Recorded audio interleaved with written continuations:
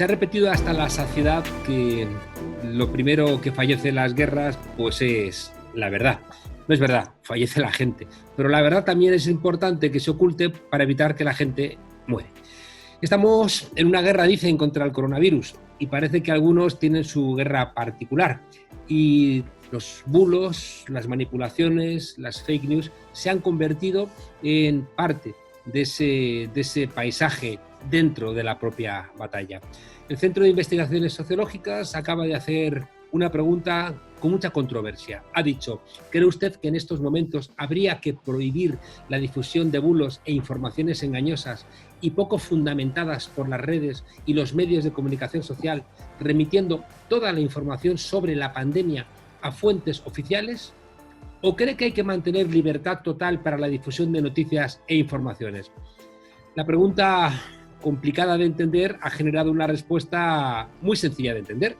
El 66,7% de los entrevistados han dicho que sí, que hay que restringir y controlar las informaciones, estableciendo una sola fuente oficial de información. Un 30,8% parece que ha entendido bien la trampa que hay en la pregunta y ha dicho que no debe restringirse ni prohibirse ningún tipo de información. Un 2% tuvo dudas y menos del 1% no contestó. Se ha defendido Tezanos diciendo que la pregunta no puede estar mal si la mayoría responde. Sin embargo, parece que detrás de eso hay dos cosas. Una, que la gente entiende que la manipulación está pudriendo nuestra democracia, y por otro lado, que la pregunta está mal formulada porque los que se dan cuenta de que la democracia está pudriéndose por la manipulación informativa no quieren que se restrinja la información.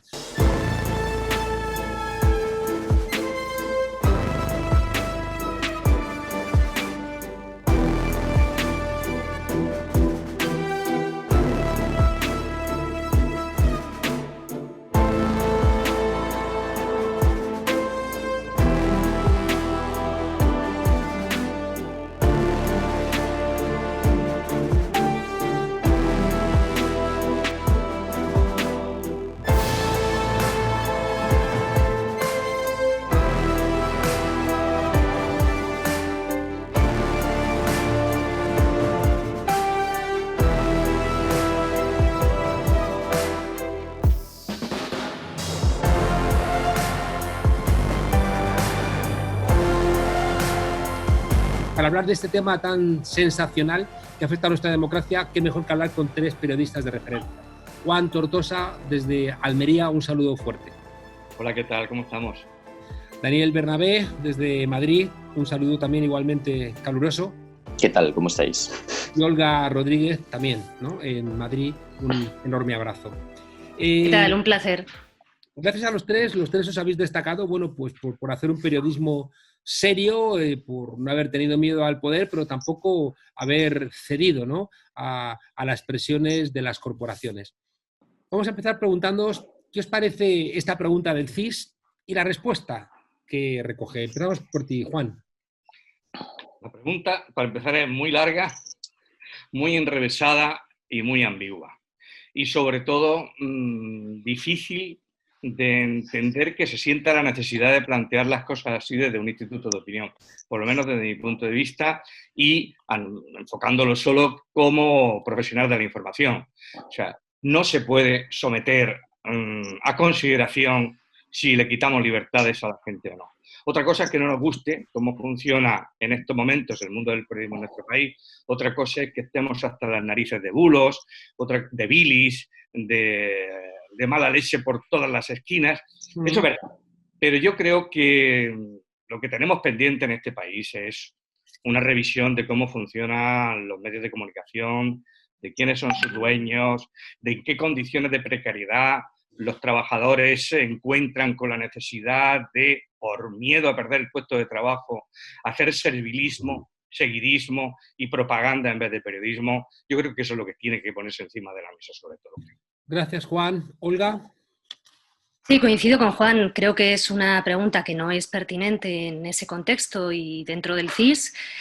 Otra cosa es que estamos en un contexto en el que parece que casi hay que reivindicar el derecho a mentir y el derecho a estigmatizar a determinados colectivos, o el derecho a difundir ideas xenófobas, o el derecho a invertir millones en cuentas falsas en las redes sociales, a provocar pánico y crispación, etcétera, ¿no? Ante esto, bueno, yo creo que tenemos que ser conscientes de que queda muy bien decir que las mentiras se combaten con la verdad.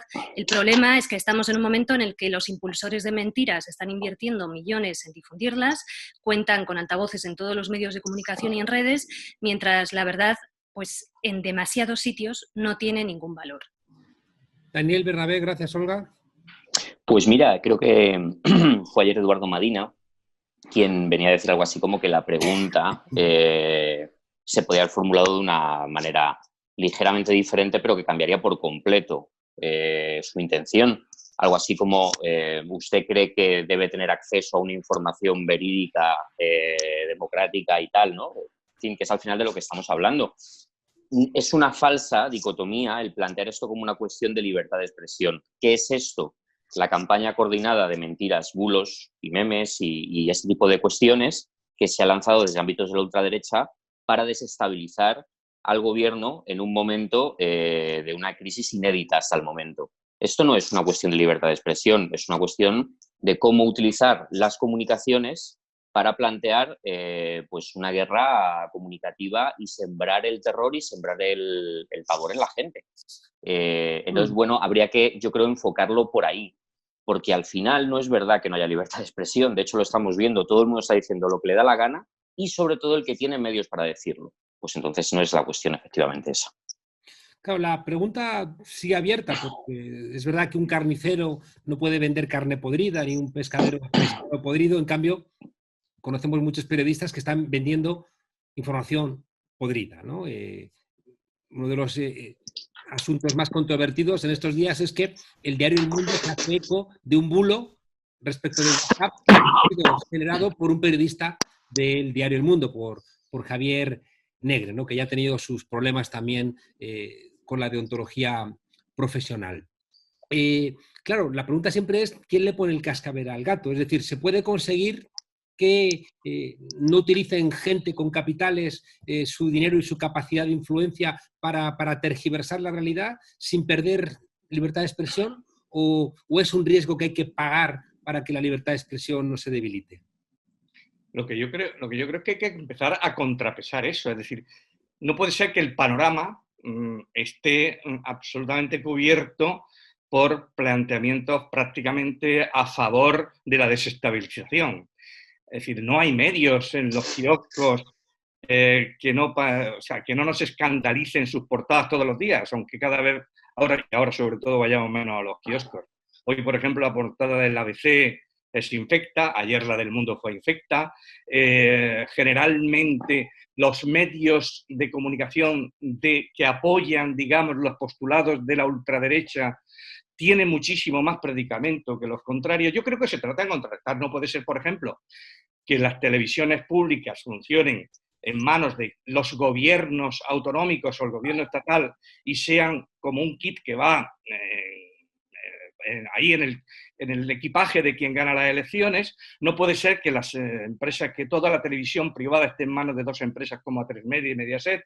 No puede ser, por ejemplo, que 13TV o Intereconomía estén todos los días lanzando soflamas y proclamas prácticamente golpistas sin que exista ningún tipo de medio que proclame una información más honesta, más equilibradora de todo ese panorama, para por lo menos ofrecer al lector, al espectador, al radioescucha, una alternativa, ¿no? Es que no la hay esa alternativa. Solo recibimos permanentemente mensajes y consignas que van todos en la misma línea. Y en las cadenas de radio prácticamente sucede igual. Y no libro a ninguna. Hasta hace poco podría librarse alguna. Ahora ya ni eso. Basta con haber escuchado la entrevista de esta mañana de Ángel Barceló al ministro de Seguridad Social. A ver, yo creo que los medios formatean cómo percibimos el mundo, ¿no? Y por eso mismo tienen mucho poder, porque formatean incluso cómo nos percibimos a nosotros mismos. Tienen esa capacidad. Eligen de qué se habla cómo se habla de lo que se habla, y ese poder lo tienen sobre todo las teles, ¿no? Que además tienen una cierta impunidad en el sentido de que lo audiovisual es efímero, no queda. Es decir, tú luego buscas en las redes qué dijo ayer no sé quién y o alguien lo ha grabado o no queda, con lo cual hay más impunidad en ese sentido, ¿no? Mantienen juegos de poder en el sentido de que no se publica muchas veces todo lo que saben, ni a veces saben bien todo lo que publican, en el sentido que a veces no lo contrastan bien, y así se accede a veces a peligrosos juegos en los que pues algún medio de vez en cuando decide esto no lo publico, lo guardo en el cajón para usarlo como herramienta de presión, o se lo facilito a otro sujeto político y armo así una pequeña guerra entre sectores, etcétera, ¿no? Establecen códigos de conducta también, o sea, tienen esa capacidad en el sentido de que si priman las tertulias del griterío, pues probablemente se expande la crispación a nivel social. Si priman las tertulias del respeto, de la reflexión, del intercambio de ideas, información y conocimiento, pues quizás puede primar esto último. Entonces, por lo tanto, bueno, puedo seguir, etcétera, etcétera, ¿no? El periodismo necesita un ayornamiento como en su día la Iglesia lo necesitó, ¿no? O sea, necesita evolucionar para cambiar, para renovarse, Un 15M podría ser, un 15M del periodismo. Necesita un 15M, mejor, sí, puede ser, para renovarse y para poder asumir cultura de derechos humanos y ética periodística, que lamentablemente a día de hoy está muy despreciada y hay redacciones que son auténticas escuelas de militancia en las que cuando un periodista entra a ejercer la profesión no se le enseña ni cultura de derechos humanos ni ética periodística. A veces, lamentablemente, se le enseña a confundir el ser periodista con el ser mercenario. Entonces, concluyendo, tras este pequeño diagnóstico, estoy de acuerdo en que hay que analizar de qué manera los medios pueden financiarse en el futuro, hay que apostar por medios que hacen un gran esfuerzo, y esos medios existen, lo que pasa que no son los mayoritarios, sino tienen la capacidad de influencia que pueden tener muchas televisiones, por ejemplo, pero hay que ver de qué manera esos medios pueden seguir conquistando espacios, porque además existe entre la sociedad sectores que demandan esos espacios de información, de conocimiento, de reflexión, de contextualización, lejos de la crispación y lejos de la manipulación, ¿no? Yo creo que hay que distinguir bien lo que es el problema periodístico, mediático que ya existía con la nueva situación. Y yo soy de los que creo además que sí hay que defender la democracia, hay que defenderla. Utilizando incluso los apartados en el Código Penal que están ahí para ello. Es decir, es muy diferente mantener una línea editorial crítica al gobierno, contraria al gobierno, con palabras duras, en los que pidas la dimisión del presidente, en los que pidas una moción de censura. Todo eso me parece estupendo. Pero otra cosa muy diferente es, de una forma premeditada, buscar informaciones falsas para construir un relato que cree en un momento en el que estamos en un estado de alarma una sensación de que el gobierno es un asesino, por ejemplo, o que está ocultando a los muertos, o que está ahí. La que tiene que actuar es la ley, no la deontología.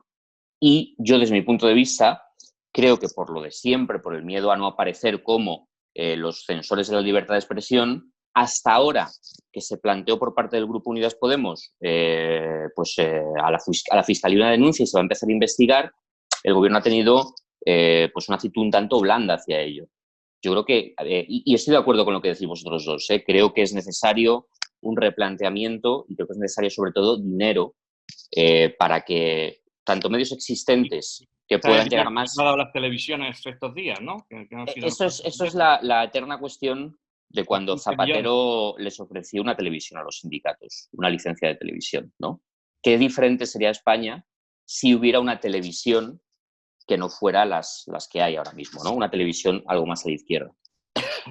Dejadme que os pregunte, porque creo que no hay ahora mismo ninguna tertulia en donde no haya uno o dos periodistas vinculados a algún medio de extrema derecha y caracterizado por los bulos, ¿no? Es decir, prácticamente en todas las tertulias hay gente pues, de OK Diario o gente que se está adscribiendo directamente con Vox, ¿no? Es decir, he tenido estos días una polémica con Isabel San Sebastián porque celebró, ¿no?, con un ole, así se habla, una frase de Macarena Olona diciendo que el gobierno era asesino. Entonces, yo no tengo problema, ¿no?, con que ninguna periodista pueda ser incluso de extrema derecha, pero tengo dificultades para que se explique por qué un periodista puede mentir, puede difundir bulos y puede estar después en los medios de comunicación. No entiendo cómo Inda ayer mintió otra vez, ¿no? Respecto de que el Parlamento Europeo iba a abrir una investigación sobre mentiras del gobierno, el Parlamento Europeo lo desmiente, pero ese señor sigue yendo a las tertulias, sigue yendo a La Sexta, que después tiene como la fama de que es el medio de la izquierda, pero si Inda tiene la fuerza que tiene, es porque desde La Sexta se le ha dado ese espacio. Entonces, no termino de entender esa adscripción, planteaba Juan, pues Ángels Barceló, que de repente necesita golpear a Podemos, en Susana Griso hace barbaridades, ¿no? Invitando directamente a mentirosos o a golpistas, a Ana Rosa se le cuelan bulos, ¿no? Intolerables, son demasiadas cosas, ¿no? Yo, abundando en lo de Susana Griso y Ana Rosa Quintana, a mí me parece muy serio y muy grave una cosa que he detectado incluso en mis ambientes familiares y de relaciones personales. Hay mucha gente mayor que no tiene otro entretenimiento que poner la televisión por la mañana y chuparse lo que les cuentan Ana Rosa o Susana Griso. Acaban aterrados. O sea, dedican, el programa tiene un efecto de intimidación y de aumento del miedo hacia esa ciudadanía que ahora confinada se sienta en la televisión porque no tiene otras opciones o imaginación que darle al botón de la tele. A mí me parece que olvidar en un momento como este que la televisión tiene fundamentalmente un carácter de servicio público, que nos debemos al espectador para ayudarles, para entender, para dejarle todas las preguntas que tienen y todos sus miedos lo más aplacados y lo mejor contestados posible, es verdaderamente un atentado al sentido de la información, de la comunicación y de la relación entre los profesionales de los que nos dedicamos a contar cosas y aquellos que las reciben. A mí me parece que olvidar el carácter de servicio público de las televisiones, no solo en las televisiones públicas, es una asignatura que tenemos que aprobar cuanto antes.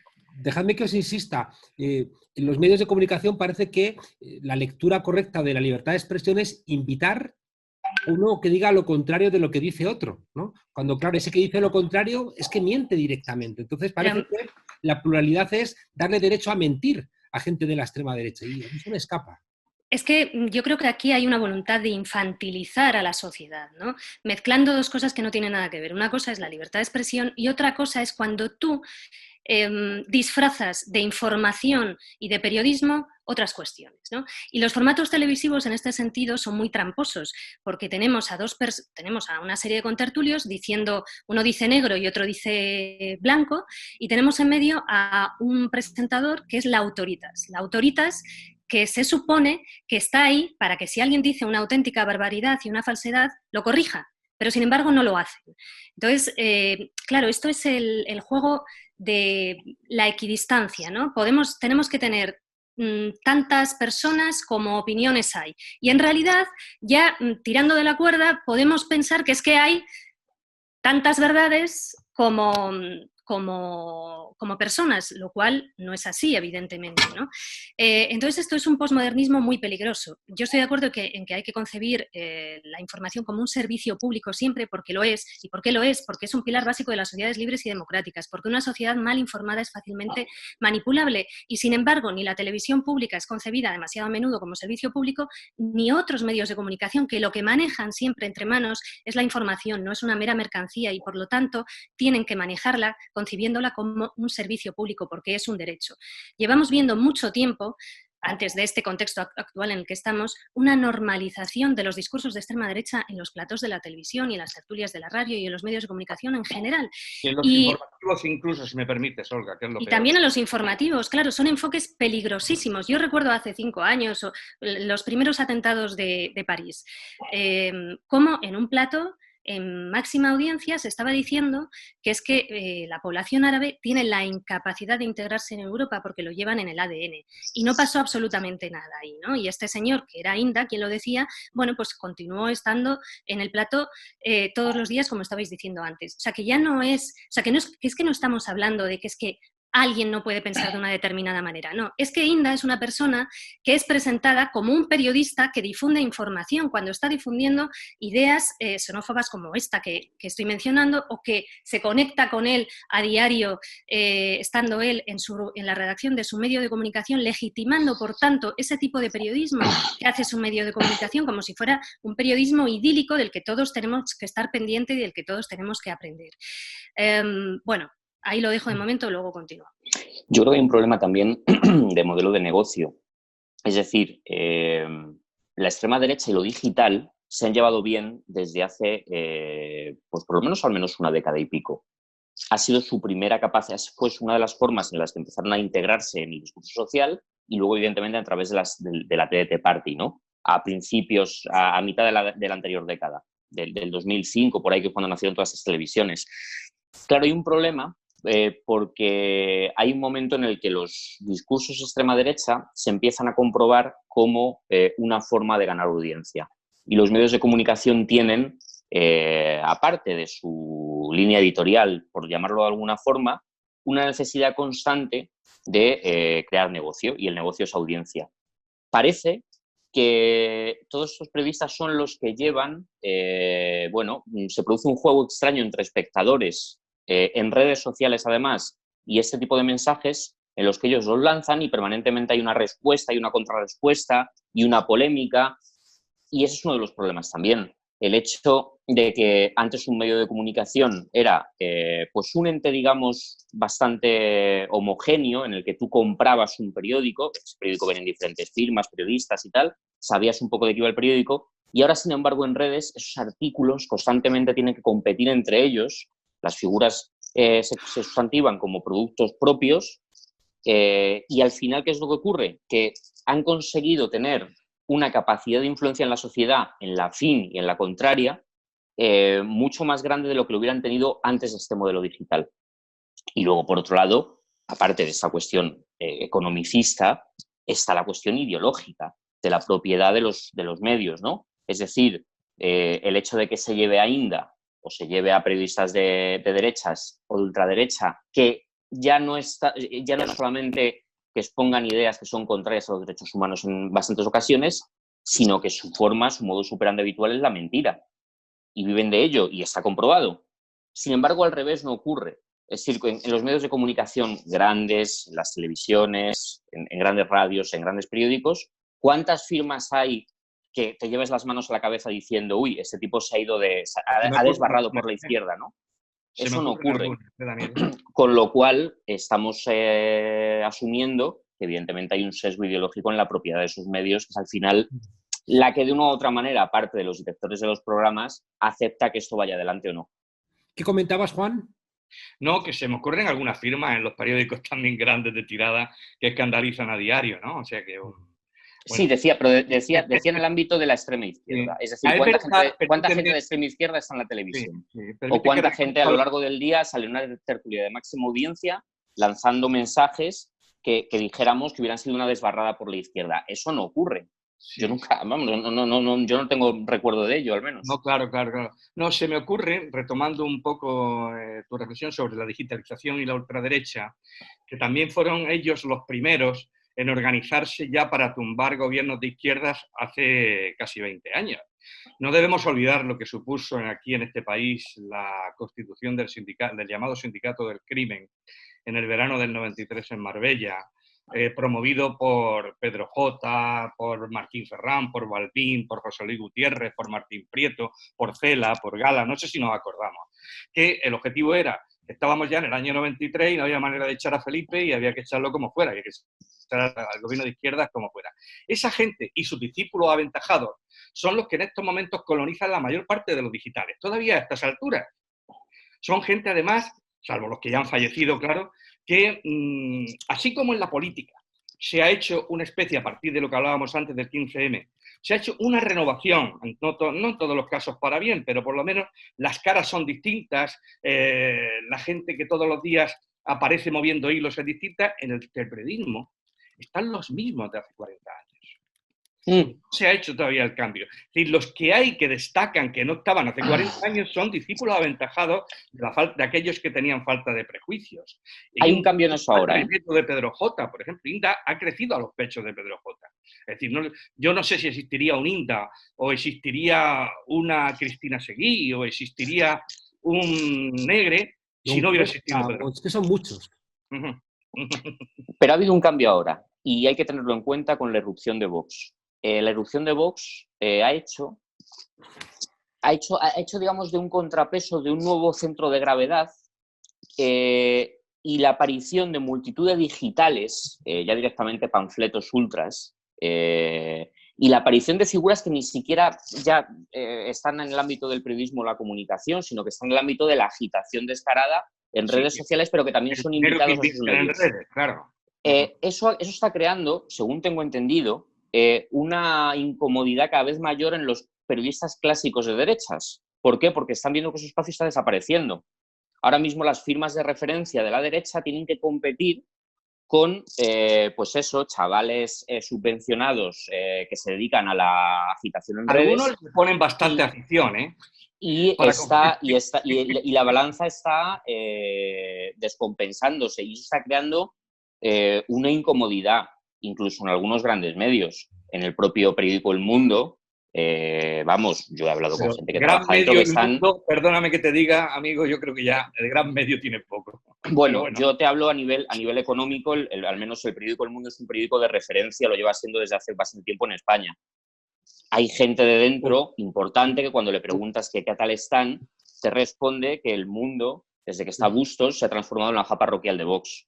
Eso es bastante heavy, que te lo diga alguien de una cierta trayectoria, ¿no? En el periódico. Que os plantee algo, porque es verdad, El Mundo es que está Bustos, está Negre, y yo creo que han arrastrado hacia abajo, y quería preguntarle por esto a Olga, están arrastrando hacia abajo a todo el mundo. O sea, yo he escuchado a Zarzalejos, que era un tipo al cual yo respetaba, decir que Pablo Iglesias es la nada y está esperando para salir del gobierno, y una semana después decir que Pablo Iglesias está controlando todos los hilos del gobierno. Decir una cosa y la contraria, igual que Lucía Méndez, ¿no? Gente a la que yo respeto, incluso que les tengo cierto aprecio personal, se convierten profesionalmente en unos sinvergüenzas, ¿no? Porque traicionan su deontología, traicionan su criterio por razones que a mí se me escapan. ¿No? A cambio del cocido. Perdona. A cambio del cocido, Juan Carlos. Ya. Hay como que se ha arrastrado hacia abajo todo el periodismo, ¿no? Es decir, cuando uno ve el desarrollo de Fox News, se parece a lo que se ha hecho aquí, ¿no? Sexo, degradación de la mujer, como una suerte de permiso para que uno diga lo que le dé la gana, que es también lo que hace la extrema derecha, ¿no? Es decir, tú eres español, pues entonces tienes derecho a hacer lo que te dé la gana, ¿no? Lo que hizo en su día Berlusconi, diciendo, si yo soy putero, tú puedes hacer lo que te dé la gana, si yo falto el respeto a las mujeres, tú puedes faltar el respeto a las mujeres, si yo robo, tú puedes robar, y de alguna manera se convierte todo el periodismo en una suerte de forocoches. Es que Susana Griso invita para hablar del coronavirus a Cayetano Martínez de Irujo y a Fran Rivera, un torero, ¿no? Entonces, creo que en todo este caldo de cultivo también hay una pérdida de los valores republicanos, de la virtud de la esfera pública, y además hay un elemento añadido que es un profundo machismo, ¿no? Que está alimentando este desprecio hacia las mujeres, Olga. Sí, bueno, son prácticas muy masculinizadas en el sentido de masculino como construcción de género, ¿no? Y yo creo que es que el nivel es muy bajo en general, y es una pena porque hay grandes periodistas en este país y algunos trabajan en algunos de los medios que hemos mencionado, ¿no? Intentando tener un hueco, mantener un hueco y poder hacer algo de vez en cuando, pero cada vez es más difícil. Yo creo que algunos de los que estamos aquí en esta tertulia hemos trabajado en grandes medios de comunicación y conocemos las dificultades que hay para poder hacer determinadas cosas. Lo hemos intentado y muchas veces lo hemos conseguido, o sea que tenemos que tener en cuenta que hay gente en esos medios que intentan hacer un periodismo de calidad y se esfuerzan, pero los obstáculos son numerosos. Yo creo que tenemos que hacer dos diagnósticos. Uno, el que hemos mencionado de nuestro país, esta normalización de discursos de extrema derecha, esta normalización del circo que tú mencionabas, Juan Carlos, este desprecio al conocimiento, a la especialización, este desprecio a periodistas. No es una cuestión de que es que tenga que haber periodistas de una ideología, de otra ideología. Tiene que haber de todas las ideologías, pero periodistas serios, periodistas respetuosos, periodistas que manejen información y no suelten datos falsos continuamente con un moderador que no diga ni mu ante esos datos falsos, ¿no? Este es el contexto que debemos reivindicar. A nivel internacional ha ocurrido algunas de las cosas que pasan aquí, ¿no? ¿Y por qué? Lo explico muy brevemente. Bueno, decía David Simon, un periodista reconvertido en guionista de series de televisión como The Wire, que hay un antes y un después en el periodismo marcado por el momento en el que el poder financiero entra a los medios de comunicación o los medios de comunicación salen a bolsa, ¿no? A partir de ese momento, yo creo que muchos hemos vivido el antes y el después, pues claro que los medios de comunicación antes tenían sus obstáculos y tenían sus limitaciones, pero a partir de ese momento, en muchos casos, los directivos que antes eran periodistas fueron sustituidos por gerentes, que llegaron allí diciendo, vamos a ver, pero aquí, ¿por qué estáis en esto y en aquello? ¿Para qué vais a informar aquí si podemos salir adelante aparentando que se informa, ¿no?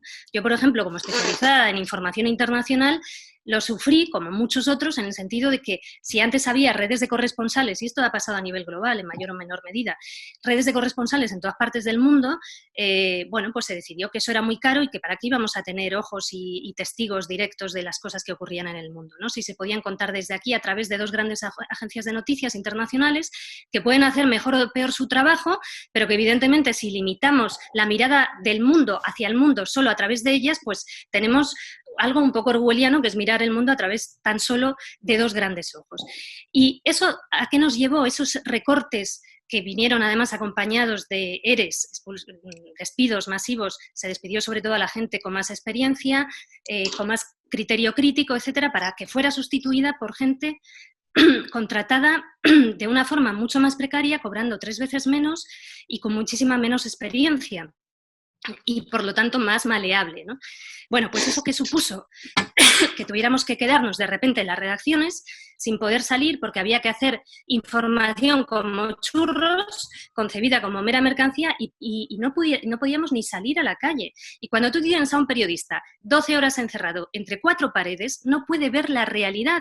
Y entonces cuando le dicen cuenta la verdad, no sabe cuál es. ¿Y qué hace entonces? Pues dice, fulanito dice que llueve, menganito dice que no llueve. ¿Cuál es la verdad? No lo sabemos. Ejemplo, imaginemos que estamos en la Segunda Guerra Mundial y leemos lo siguiente. El rabino del gueto de Varsovia dice que los nazis están masacrando a los judíos. Goebbels lo niega. Punto. ¿Dónde está la realidad aquí? Bueno, ¿cuántas veces estamos viendo este periodismo de declaraciones continuo que es tramposo, que no nos lleva a la verdad de las cosas, que no nos cuenta la realidad, que nos confunde, que pone en el mismo lugar una cifra y su contraria, pone en el mismo lugar la verdad y la falsedad?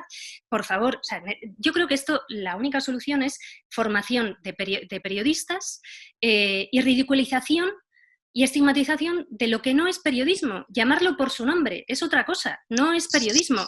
Ética periodística y cultura de derechos humanos. Ética periodística y cultura de derechos humanos. Y no hay más. Y financiación al buen periodismo.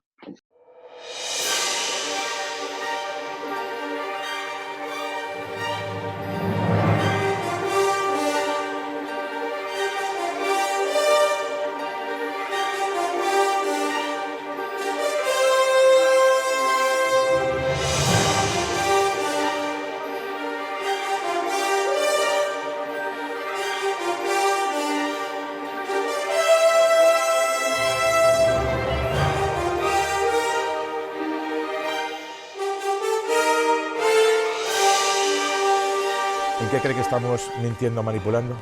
Publican imágenes de las fosas comunes que se están abriendo en Estados Unidos, concretamente en el estado de Nueva York, pero no así las imágenes de los ataúdes en España. En Barcelona, los tanatorios están ampliando su capacidad para evitar que se produzca un colapso. Uno de los espacios más grandes que se está habilitando es en el cementerio de Collserola. Está usando sus 2 plantas de parking para acoger hasta 1.800 féretros.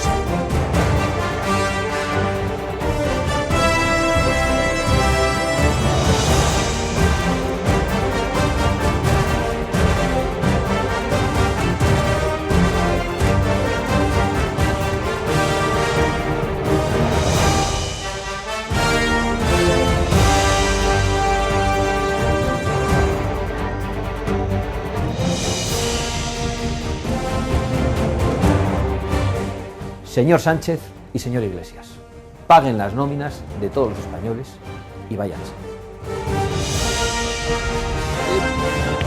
Vosotros sois conscientes de que ese periodismo que ha perdido independencia económica, al mismo tiempo, ya no sé si por avatares de la transición o por lo que sea, ha tenido una relación con el poder que a veces les hace estar muy, muy atentos, ¿no?, a ver qué van a pensar de ellos sus jefes en relación con lo que han dicho, a su vez en relación con el poder con el cual se refieren. Pero claro, quiero preguntaros, ¿esto es un problema especialmente de Madrid? Soy consciente, ¿no?, de que empresarios de la comunicación, como Ulibarri o como otros en Andalucía o en Cataluña, han tenido sus comportamientos idénticos. Pero ¿no hay un problema del periodismo que se hace en Madrid? Silencio. A ver. Perdona, Olga. Sí. Bueno, a ver, yo creo que esto pasa en todas partes. O sea, en el periodismo local hay muchos caciquismos y mucho control de lo que se maneja a nivel de información política, ¿no?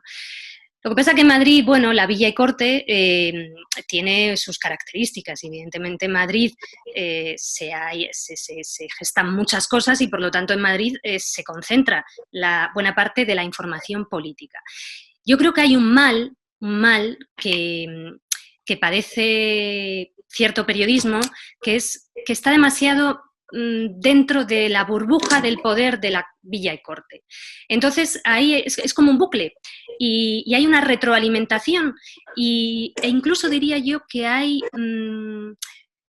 consensos o acuerdos tácitos entre el poder político, empresarial, mediático, judicial, no hablado, ¿no? Pero cuando tú estás hablando todo el día con las mismas personas y tienes todo el día los mismos interlocutores y todos ellos pertenecen a ese interior de esa cúpula del poder dentro de la Villa y Corte, piensas que estás muy en contacto con la realidad y que las conclusiones que existen mayoritariamente dentro de esa burbuja son las conclusiones de la mayor parte de la sociedad.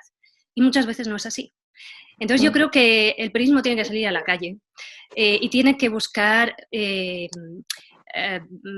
variedad en sus interlocutores, ¿no? Y para entender qué le pasa a la gente, pues tiene que ir a los barrios más pobres, y para entender qué le preocupa a la gente, pues tiene que estar en contacto con ella, que eso fue lo que no pasó cuando estalló el 15M, ¿no? Y dentro del periodismo yo creo que había muchos colegas que no entendían absolutamente nada, porque bueno, llevaban demasiado tiempo encerrados entre esas cuatro paredes de las que hablábamos antes, ¿no? Claro, un interlocutor de a pie, una persona común y normal que no tiene poder, pues yo creo que hay cierto periodismo que la desprecia un poco porque es alguien que no te va a facilitar el día de mañana la introducción en las alfombras rojas, en los despachos, o que incluso tampoco va a poderte facilitar un trabajo diferente el día de mañana si tú quieres, ¿no? Estoy aquí hablando con cierto sarcasmo. Pero es verdad, todos sabemos que esta realidad existe. Todos los periodistas lo reconocen en el fondo. Y yo creo que hay que romper ese matrix de esa burbuja de poder en la que demasiado a menudo está atrapado el periodismo, pensando que son ellos los que confeccionan la realidad y los que confeccionan las percepciones y los que confeccionan de qué hay que hablar y cómo se habla de lo que se habla. Que sí, que ese poder lo tiene el periodismo, pero que el periodismo no puede estar fuera del contacto de la realidad, ¿no? Lo que ocurre es, fíjate que yo hablaba estaba presentando un libro y entonces hablaba con un periodista de un periódico local de una ciudad de provincia, de una capital de provincia fuera de Madrid, y me decía, yo le preguntaba, ¿qué tal te va? Y él me decía, estupendo, yo soy columnista, hablo de lo que quiero, menos del cacique local que posee el periódico. Tenía una cierta libertad para hablar de temas que en ese contexto aparecían como alejados de su núcleo de influencia, pero sin embargo no podía hablar de nada de lo que ocurriera en esa ciudad, que afectara a ese señor con poder y dinero que poseía un importante accionariado del periódico o simplemente le regaba de publicidad, con lo cual el periódico pues seguía siendo suyo de una u otra manera, ¿no? O sea que ni siquiera en la cuestión territorial, mientras que exista el método de titularidad privada, importa en el fondo, ¿no? Al final, yo creo que existe algo que es que me gustaría enfocar esto de una forma un poco más materialista. ¿Por qué? Porque es verdad que, por ejemplo, cuando hablamos de Madrid, hablamos del centro de Madrid.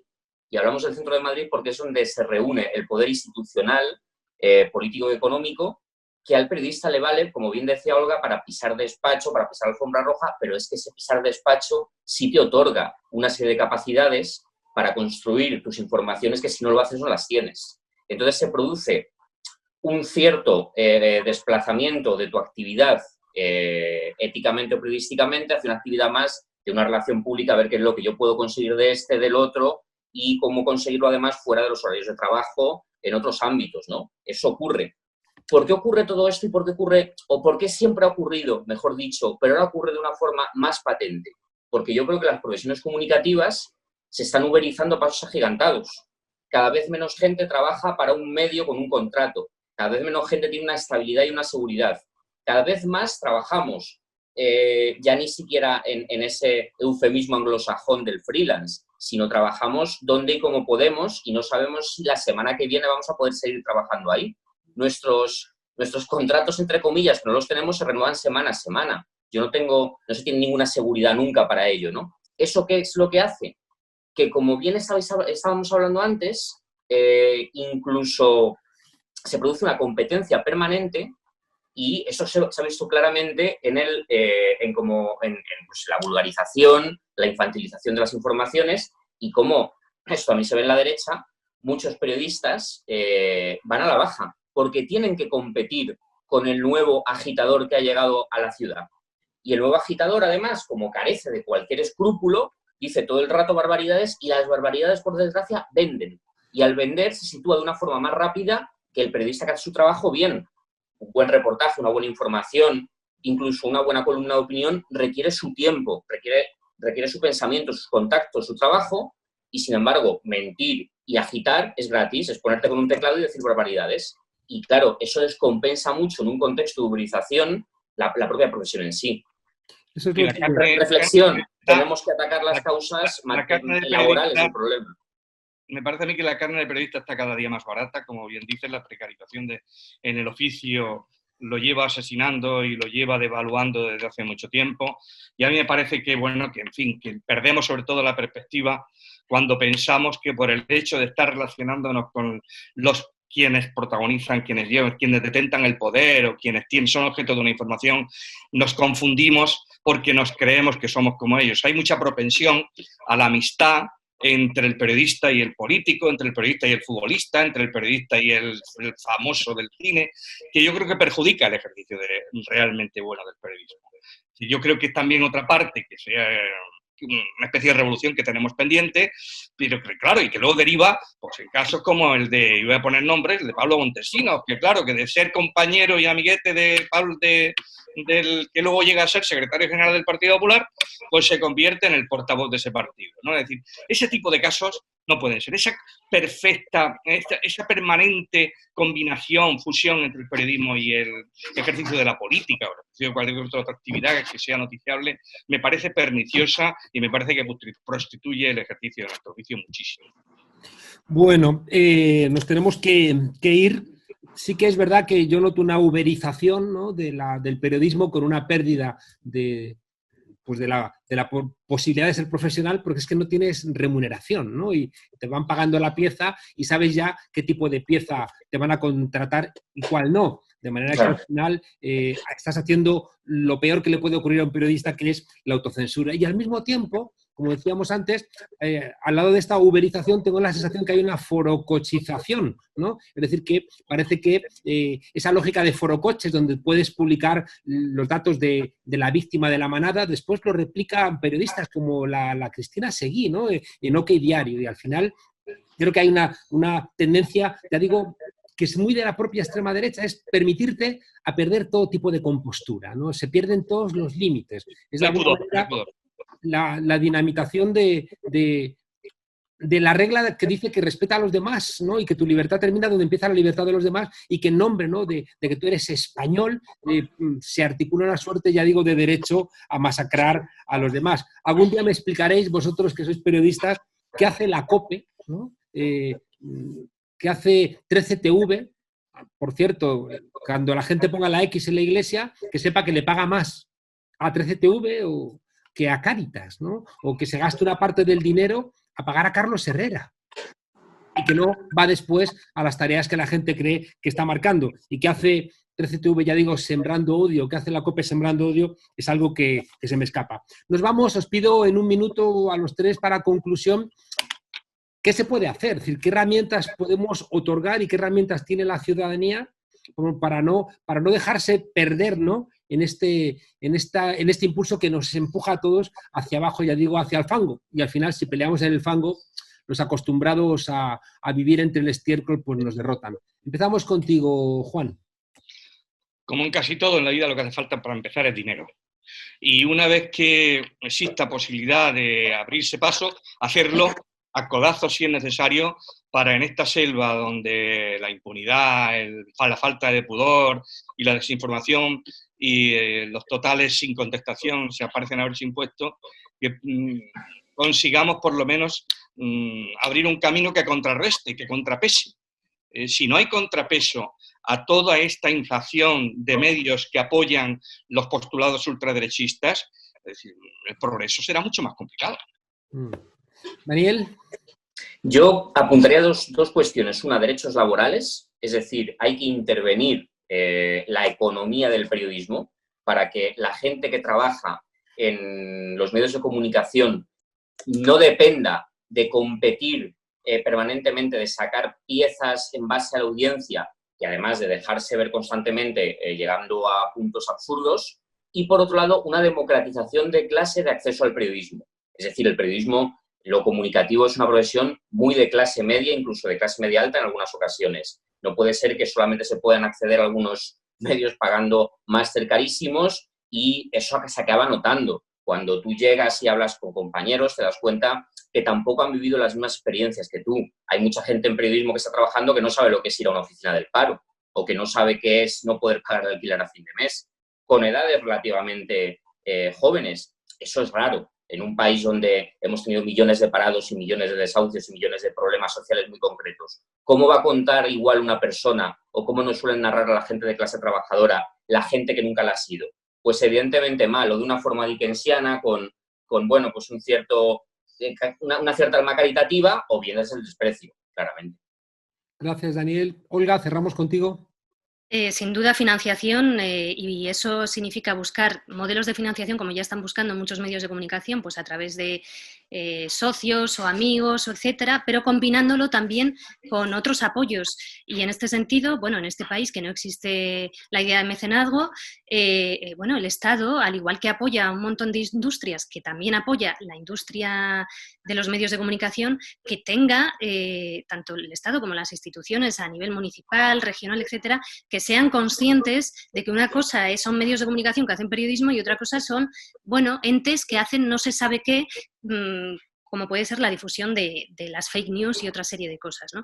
Y en este sentido yo creo que necesitamos también ser conscientes de que sí, es verdad lo que dice Daniel, que se ve mucho la basura, pero también es verdad que mucha gente también valora el periodismo de calidad. Y tenemos que subrayar eso, porque nadie tiene la cuadratura del círculo de las audiencias, y esto lo sabemos bien los que hemos trabajado en medios de comunicación audiovisuales, y muchas veces te lleva sorpresas. Entonces yo creo que un periodismo de calidad, un periodismo que respeta y trata con inteligencia al espectador, claro que funciona, pero para eso tiene que haber voluntad de los propietarios de los medios de comunicación para apostar por ellos. Porque si tú el ingrediente de calidad que haces lo colocas de madrugada o lo colocas fuera del prime time y no lo promocionas, eso no se va a ver. Se necesita voluntad.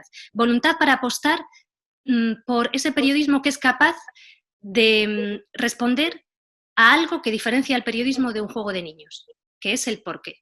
Respondiendo al porqué es como podemos ir a la raíz de las cosas y dar claves. Respondiendo al porqué es como el historiador o historiadora del futuro tratará de definir nuestro presente. Y eso se tiene que hacer con un refuerzo en las facultades de aquellos profesores que son muy conscientes de la importancia de inculcar cultura de derechos humanos y ética periodística, y un refuerzo en los medios de comunicación para que eso se lleve a la práctica. ¿Cómo? Financiando, buscando canales, y en eso también los periodistas tenemos que ser responsables, o sea, en el sentido de buscar, no rendirnos, seguir buscando para ver de qué manera podemos hacer ese periodismo. Parece que la incorrección política se la dejamos a la derecha y y al final lo que era una broma con Torrente, el brazo tonto de la ley, se ha convertido en el modus operandi de una buena parte de la prensa de este país. Hoy que se ha muerto Luis Sepúlveda del maldito coronavirus y que tantos momentos en su literatura nos regaló, tenéis razón en que no hay que olvidar que no es igual Luis Sepúlveda, no sé, que los libros de Belén Esteban igual, que no es igual Luis Eduardo Aute, que también nos ha dejado, no sé, que Leticia Sabater, no es lo mismo. El periodismo que estáis intentando hacer vosotros tres, Juan Tortosa, Olga Rodríguez o Daniel Bernabé, que el periodismo está haciéndose desde Oquidiario, desde estos espacios de la extrema derecha. Dice Juanma del Olmo en su libro La política por otros medios, recuerda la frase de Malcolm X de que si terminas, ¿no?, creyendo a determinados medios, terminarás odiando a las víctimas y amando a los verdugos. Muchas gracias a los tres por esta plaza frontera. Sé que sois como el último samurái peleando con la katana frente a los cañones de los nuevos, pero tenemos ese optimismo que nos hace saber que la verdad resplandecerá. Incluso los canallas siguen diciendo que su referente es Kapuscinski, aunque no lo hayan leído, lo que es señal de que la gente identifica qué es lo que tiene calidad y qué es lo que no tiene calidad. Muchas gracias a los tres, un fuerte abrazo y, como siempre, quedaos en casa. Hasta pronto.